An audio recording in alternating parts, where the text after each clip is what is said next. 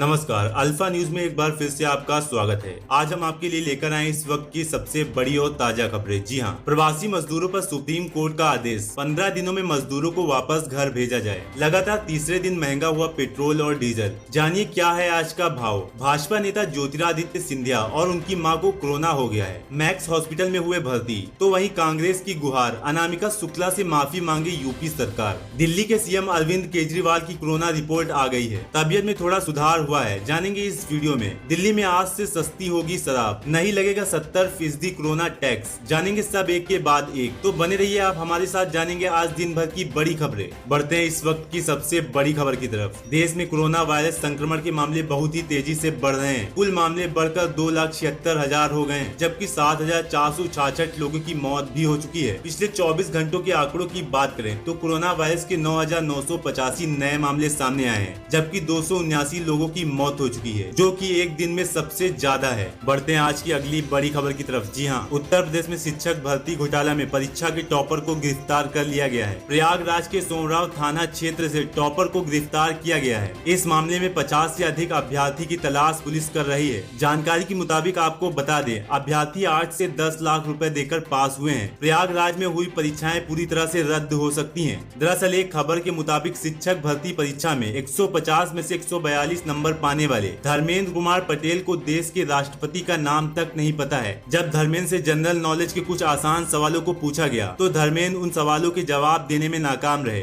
इस मामले में एसएसपी सत्यार्थ अनिरुद्ध पंकज ने 5 जून को बताया था कि प्रतापगढ़ निवासी राहुल ने सोमराव थाने में पूर्व जिला पंचायत डॉक्टर कृष्ण लाल पटेल समेत 8 लोगों के खिलाफ एफआईआर दर्ज कराई थी। आरोप लगाते हुए कहा था 69,000 सहायक शिक्षा भर्ती में आरोपियों ने परीक्षा पास कराने के लिए 7,50,000 कैश दिया था। एसएसपी के मुताबिक 1 जून को रिजल्ट आया तो पता चला कि राहुल का नाम उसमें है ही नहीं। इसके बाद पीड़ित ने पुलिस अधिकारियों से मदद की गुहार लगाई थी। पुलिस ने मुकदमा दर्ज कर 8 आरोपियों में से 7 को हिरासत में लेकर पूछताछ शुरू कर दी है और बताया कि उनके पास से 7,56,000 नगद और अन्य डॉक्यूमेंट भी मिले थे। बढ़ते हैं आज की अगली बड़ी खबर की तरफ। प्रवासी मजदूरों के मामले में सुप्रीम कोर्ट ने अहम आदेश सुनाते हुए मंगलवार को कहा कि जो मजदूर वापस जाना चाहते हैं उन्हें 15 दिन में वापस भेज दिया जाए। श्रमिक ट्रेन ज्यादा से ज्यादा चलाई जाए ताकि उनको यात्रा के लिए अप्लाई करने के 24 घंटे के अंदर ही ट्रेन मिल जाए। कोर्ट ने कहा कि पलायन करने का मन बना चुके प्रवासी मजदूरों को आज से 15 दिनों के अंदर अपने गांव या जहां वो जाना चाहते हैं उन्हें भेजने की समुचित व्यवस्था की जाए। राज्य मजदूरों को स्थानीय स्तर पर रोजगार देने की स्कीम तैयार करें। इसके लिए पलायन कर गए सभी मजदूरों की पहचान कर पूरी विस्तृत जानकारी वाला डाटा तैयार किया जाए, फिर उनको समुचित रोजगार देने की योजना भी बनाई जाए। कोर्ट ने अपने आदेश में कहा है सभी मजदूरों की स्किलिंग मैपिंग की व्यवस्था की जाए।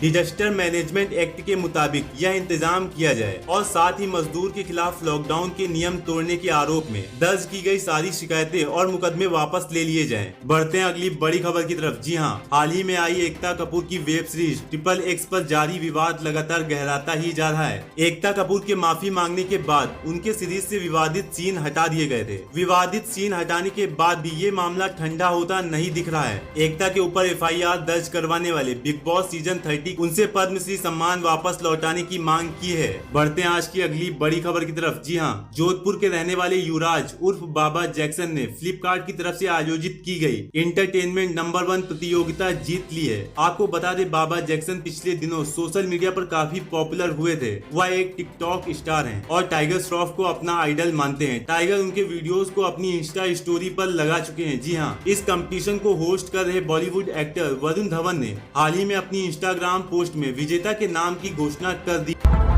And the winner is युवराज उर्फ बाबा जैक्सन।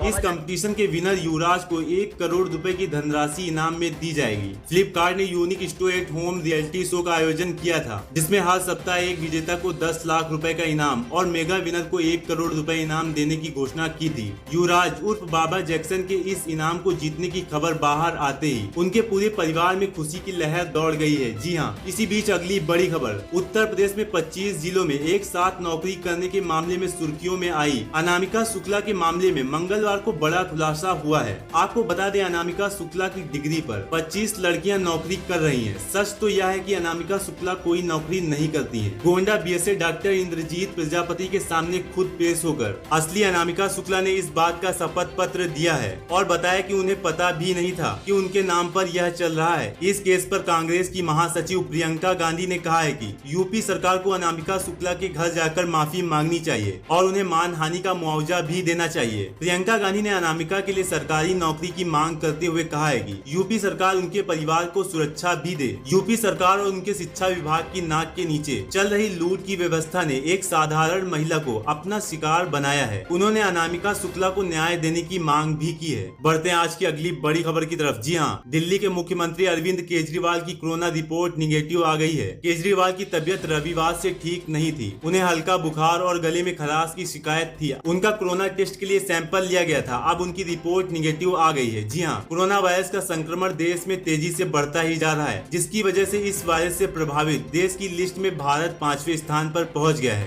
रोज नए नए मामले बढ़ रहे हैं। अब इस वायरस ने अपनी चपेट में भाजपा नेता ज्योतिरादित्य सिंधिया और उनकी मां माधवी राजे सिंधिया को भी ले लिया है। उन्हें इलाज के लिए मैक्स हॉस्पिटल में भर्ती कराया गया है। बताया जा रहा है कि ज्योतिरादित्य सिंधिया और उनकी मां माधवी राजे सिंधिया को 4 दिन पहले मैक्स साकेत हॉस्पिटल में एडमिट कराया गया था। ज्योतिरादित्य सिंधिया में कोरोना के सिम्टम्स थे, लेकिन उनकी मां में किसी भी प्रकार के लक्षण नहीं पाए गए थे। जी हाँ, लेकिन आज जब दोनों की टेस्ट रिपोर्ट आई तो हॉस्पिटल ने इनके पॉजिटिव होने की पुष्टि कर दी है। जी हाँ, दिल्ली के साकेत मैक्स हॉस्पिटल में फिलहाल इनका इलाज चल रहा है। बता दें कि साकेत मैक्स हॉस्पिटल कोविड-19 अस्पताल में तब्दील हो गया है ताकि यह कोरोना की जंग में और बेहतर तरीके से अपनी सेवा दे सके। इसी बीच अगली बड़ी खबर, रोजाना पेट्रोल और डीजल के दामों में बढ़ोतरी हो रही है। मंगलवार को लगातार तीसरे दिन पेट्रोल और डीजल की कीमतों में इजाफा हुआ है। रविवार को सरकारी तेल कंपनियों ने 83 दिनों के बाद कीमतों की दैनिक आधार पर फिर समीक्षा शुरू की है। उस दिन से रोज कीमतें बढ़ाई जा रही हैं। मंगलवार को पेट्रोल 54 पैसे प्रति लीटर, वहीं डीजल 58 पैसे प्रति लीटर महंगा हो गया है। सोमवार को पेट्रोल और डीजल की कीमतों में 60 पैसे प्रति लीटर की बढ़ोतरी की गई थी, जबकि रविवार को भी दोनों की कीमतों में 60 पैसे प्रति लीटर की बढ़ोतरी की गई। इस तरह पिछले 3 दिनों में पेट्रोल ₹1.74 प्रति लीटर और डीजल ₹1.78 प्रति लीटर महंगा हो चुका है। कीमतों में बढ़ोतरी के बाद दिल्ली में पेट्रोल की कीमत ₹72.46 से बढ़कर ₹73 प्रति लीटर हो गई है, जबकि डीजल का भाव ₹70.59 से बढ़कर ₹71.17 हो गया है। जी हाँ, बढ़ते हैं अगली बड़ी खबर की तरफ। दिल्ली में बुधवार 10 जून यानी आज से शराब सस्ती हो जाएगी। बता दें, दिल्ली में बढ़ते कोरोना संक्रमण के बीच शराब की दुकानों को खोलने का फैसला लिया गया था। इस दौरान शराब की दुकानों पर हजारों की भीड़ उमड़ती हुई दिखाई दी थी। इसे रोकने के लिए सरकार ने शराब के दामों में 70% बढ़ोतरी करने का फैसला लिया था। वहीं अब दिल्ली सरकार ने 70% कोरोना सेस वापस ले लिया है। दिल्ली सरकार ने शराब पर 5% वैट बढ़ा दिया है। शराब के दाम पर अब 25% वैट लगेगा। अब तक 20% वैट शराब पर लागू होता था। सरकार ने इससे संबंधित आदेश जारी कर दिए हैं। बढ़ते हैं इसी बीच आज की आखिरी और अगली बड़ी खबर की तरफ। जी हाँ, भारत और चीन के बीच लद्दाख में जारी विवाद अब थमता हुआ नजर आ रहा है। जी हाँ, कई राउंड की बातचीत और सेना कूटनीति के जोर के बाद चीन की सेना अब लद्दाख में कुछ हद तक पीछे हटी है। इसी नरमी के साथ आज दोनों सेनाओं के बीच एक बार फिर से बातचीत हो सकती है ताकि विवाद को खत्म किया जा सके। बता दें कि भारत और चीन की सेनाओं के बीच अगले कुछ दिनों तक लगातार कई राउंड की बातचीत होनी है। दोस्तों, आज की वीडियो में बस इतना ही। ऐसी ही लेटेस्ट अपडेट पाने के लिए आप हमारे चैनल अल्फा न्यूज को सब्सक्राइब कर बेल आइकन को